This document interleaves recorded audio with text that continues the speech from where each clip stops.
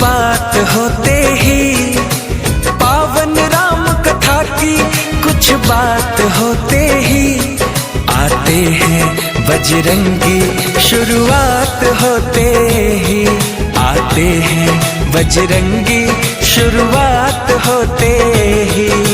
छंद चौपाई दोहे कुछ पाठ होते ही, आते हैं बजरंगी शुरुआत होते ही, आते हैं बजरंगी शुरुआत होते ही।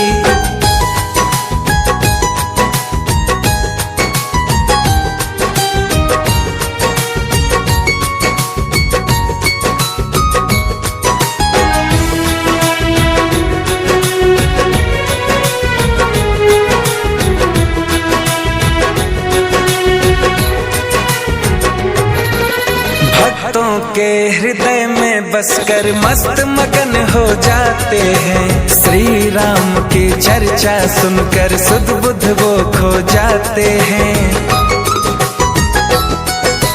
भक्तों के हृदय में बसकर मस्त मगन हो जाते हैं, श्री राम की चर्चा सुनकर सुध बुध वो खो जाते हैं। जय श्री राम के जयकारे एक साथ होते ही, जय श्री राम के जयकारे एक साथ होते ही, आते हैं बजरंगी शुरुआत होते ही, आते हैं बजरंगी शुरुआत होते ही।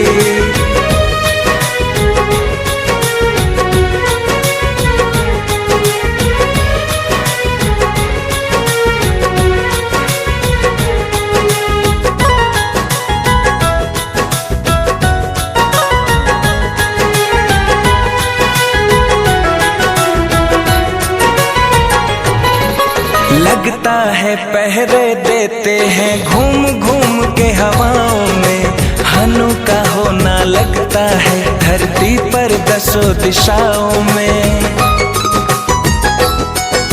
लगता है पहरे देते हैं घूम घूम के हवाओं में, हनु का होना लगता है धरती पर दसों दिशाओं में। मंदिर की ज्योति में बसते रात होते ही, मंदिर की ज्योति में बसते रात होते ही, आते हैं बजरंगी शुरुआत होते ही, आते हैं बजरंगी शुरुआत होते ही।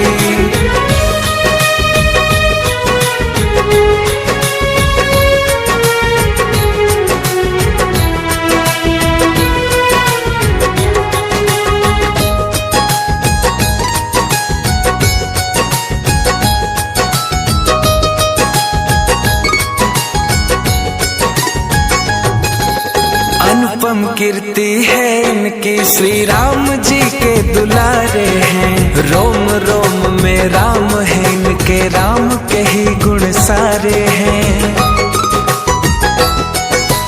अनुपम कीर्ति है इनकी, श्री राम जी के दुलारे हैं, रोम रोम में राम है इनके, राम के ही गुण सारे हैं। मर्यादा श्री राम का एहसास होते ही, मर्यादा श्री राम का एहसास होते ही, आते हैं बजरंगी शुरुआत होते ही, आते हैं बजरंगी शुरुआत होते ही। पावन राम कथा की कुछ बात होते ही, पावन राम कथा की कुछ बात होते ही, आते हैं बजरंगी शुरुआत होते ही, आते हैं बजरंगी शुरुआत होते ही। छंद चौपाई दोहे कुछ पाठ होते ही, आते हैं बजरंगी शुरुआत होते ही, आते हैं बजरंगी शुरुआत होते ही।